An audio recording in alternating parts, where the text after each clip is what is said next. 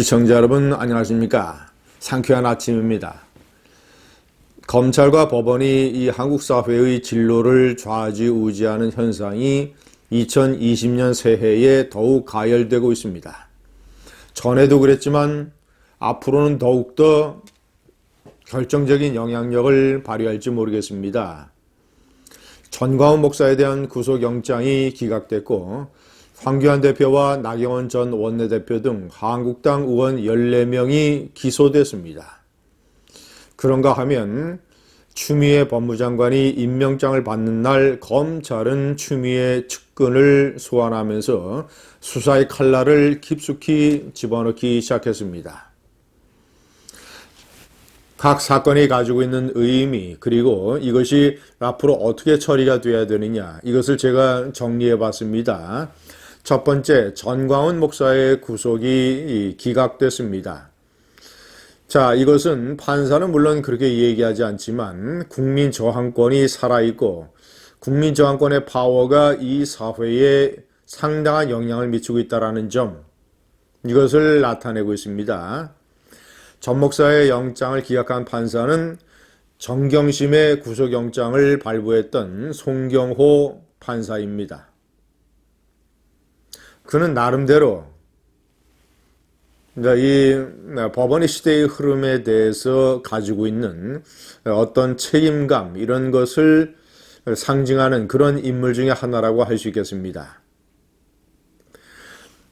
전광훈 목사에게 적용됐던 혐의, 특히 이 집시법 위반, 그러니까 있었던 폭력 행위에 대한, 경찰에 대한 공격 행위의 배후에 전광훈 목사가 있었다라는 경찰의 그런 이 주장, 혐의에 대해서, 그리고 어떤 집회의 전체적인 양태라든가 또는 전 목사의 관여 정도, 모든 것을 고려할 때 구속영장 발부의 사유가 없다라고 판사가 얘기를 했습니다.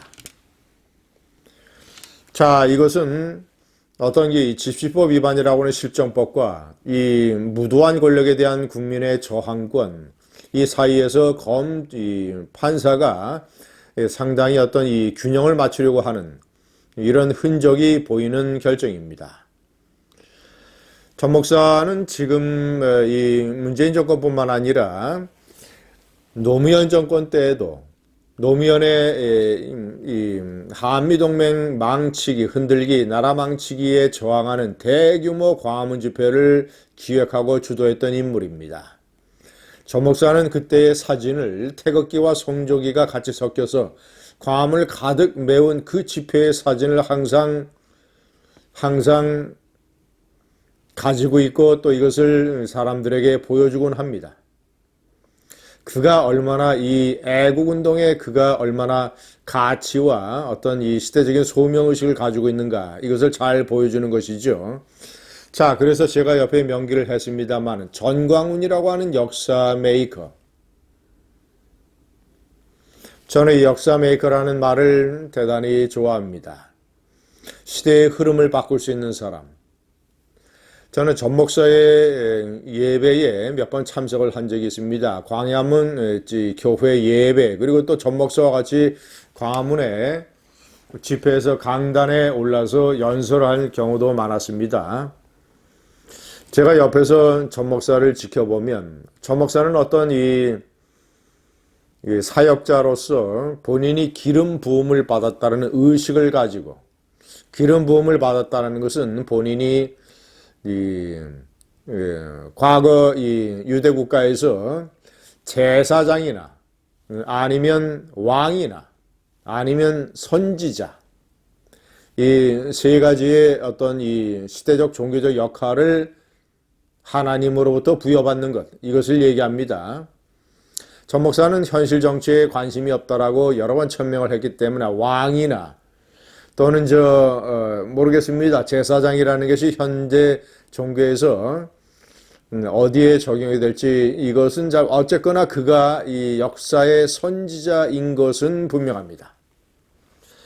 전광훈이라는 인물이 없다면 이런 식의 어떤 파워풀한 광화문 집회라든가 또는 이 지난해 10월 국민혁명, 이런 일은 불가능했을 것입니다. 저는 정광유라는 역사의 메이커가 다시 활동을 할 수 있는 이런 중요한 계기가 마련되었다는 점. 자, 두 번째, 황교안 대표와 나경원 전 대표의 14명 등 14명의 기소. 자, 이것은 검찰이 저는 불가피한 기소라고 생각합니다. 왜냐? 실정법을 검찰이 완전히 무시할 수는 없는 일이기 때문에 특히 검사는 이것이 국회 선진화법에 대한 최초의 기소라는 점 때문에 선거법 위반 혐의를 분리 기소했습니다. 법원이 선거법 문제에 관해서 분명하게 판단을 내려달라는 것.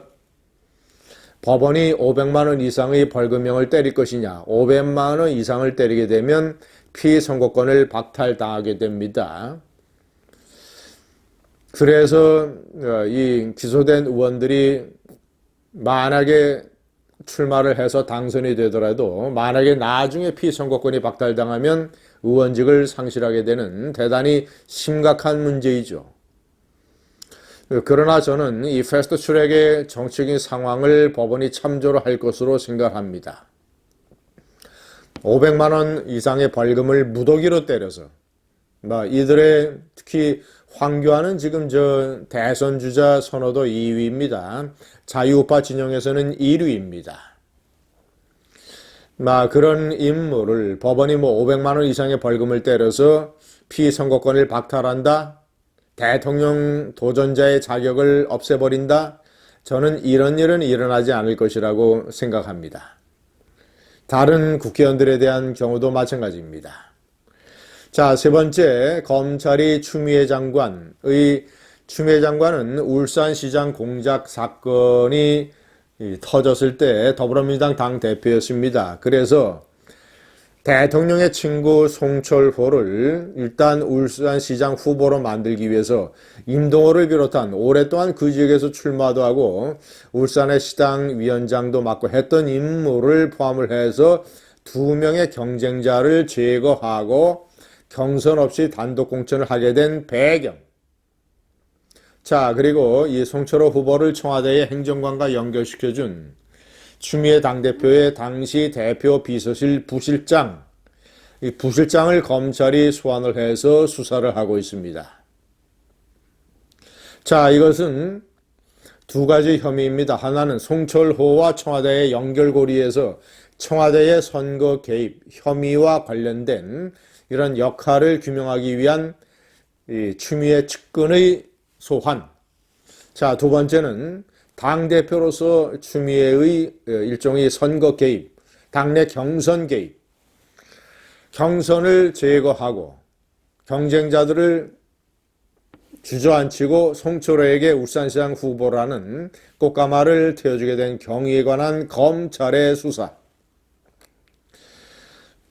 저는 재작년에 검찰과 법원이 다르고 작년의 검찰과 법원이 다르고 올해의 검찰과 법원이 다를 것이라고 생각합니다. 시대의 흐름에 따라서 문재인 정권에 대한 엄청난 민심 이반, 문재인의 나라 망치기에 대한 전 국민, 상당한 국민들의 분노, 이런 것을 검찰과 법원이 절대 묵과할 수 없을 것입니다. 감사합니다.